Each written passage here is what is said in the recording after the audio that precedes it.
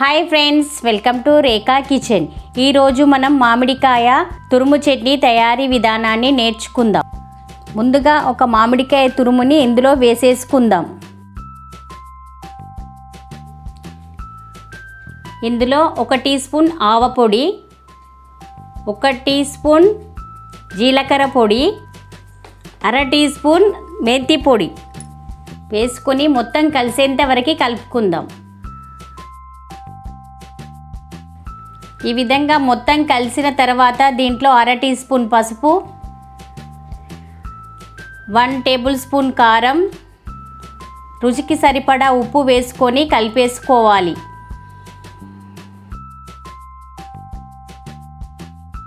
ఈ విధంగా మొత్తం కలిసిన తర్వాత పోపు వేసుకోవాలి.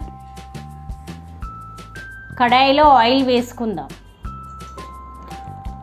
పోపుకు సరిపడా ఆయిల్ వేసుకోవాలి. దీంట్లో పోపు దినుసులు వేసుకుందాం. ఎండుమిర్చి వేసుకోవాలి. వేసుకున్న పోపుని తురుముకున్న చట్నీలో వేసుకొని కలిపేసుకోవాలి.